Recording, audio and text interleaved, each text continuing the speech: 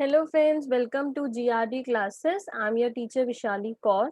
आज के लेक्चर में हम लोग समझने वाले हैं फीचर्स क्या होते हैं मैनेजमेंट के, या आप इसको कह सकते हैं मैनेजमेंट के कैरेक्टरिस्टिक्स क्या होते हैं।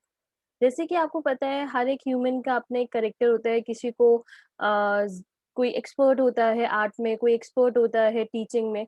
वैसे ही वो आपका करेक्टर को डिफाइन करता है। उसी तरीके से मैनेजमेंट का भी अपना एक करेक्टर होता है जो उसको डिफाइन करता है। ठीक है, तो कैरेक्टरिस्टिक कह लो या फीचर कह लो, तो इसमें हम बेसिकली मैनेजमेंट को समझने वाले हैं कि बेसिकली मैनेजमेंट है क्या, और मैनेजमेंट में आप क्या-क्या चीज़ों को किस तरीके से समझने वाले हैं। ठीक है, तो लेट्स बिगिन।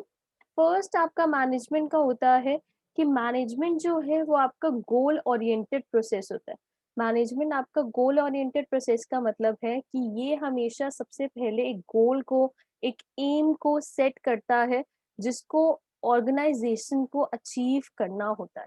ठीक है, वो आपका ऑब्जेक्टिव हो सकता है कि आप प्रॉफिट कमाने का ऑब्जेक्टिव रख रहे हो सकता है आप सोसाइटी के बारे में सोच रहे हो सकता है आप अपने फंक्शंस के बारे में सोच रहे हो सकता है आप अपने बारे में सोच रहे हो। तो आपका ऑब्जेक्टिव वेरी करता है, आप किस तरीके के ऑब्जेक्टिव के बारे में सोच रहे हैं।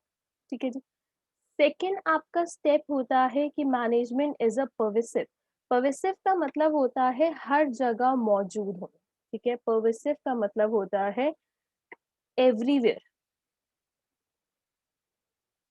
ठीक है, तो मैनेजमेंट इज परवेसिव का मतलब है कि चाहे वो आपका कंट्री इंडिया हो, चाहे वो आपका कंट्री यूएसए हो, चाहे वो आपकी ऑर्गेनाइजेशन वन, ऑर्गेनाइजेशन टू, कहीं पर भी हो, आपको मैनेजमेंट हर जगह चाहिए होता है।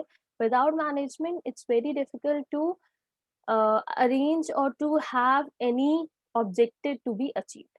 ठीक है, तीसरा होता है management is a multi dimensional. Multi dimension का मतलब होता है बहुत सारे एक्टिविटीज ये करता है। मेनली तीन एक्टिविटीज यहाँ पे हम डिस्कस करेंगे।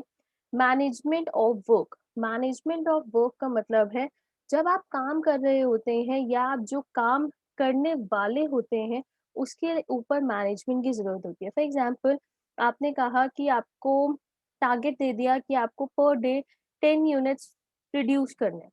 ठीक है, तो ये जो काम आपको असाइन किया गया है ये मैनेज्ड वर्क है। अदरवाइज आपको टारगेट था कि 100 यूनिट्स आपको प्रोड्यूस करने हैं, बट यू नेवर नो कि आपको कितना प्रोड्यूस करना है।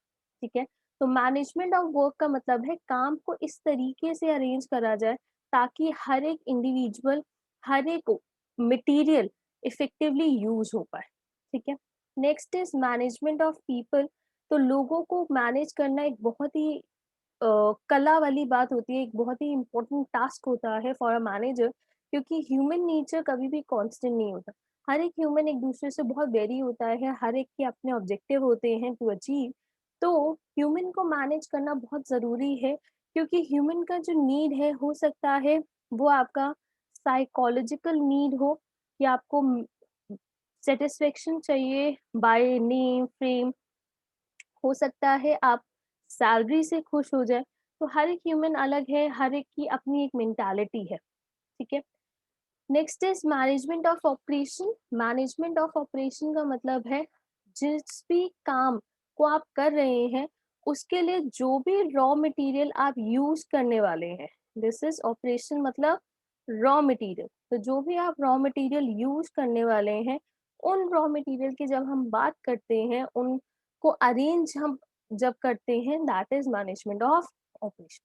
ठीक है जी, तो मैनेजमेंट जो है वो मल्टी डायमेंशन है, बहुत सारी चीजें, बहुत सारे टास्क इकट्ठे करके चलता है। ठीक है, next is management is a continuous process. Management is a continuous process का मतलब है कि मैनेजमेंट कभी भी एंड नहीं होता। फॉर एग्जाम्पल, आपने प्लानिंग से स्टार्ट करा एंड कंट्रोलिंग पे खत्म करा।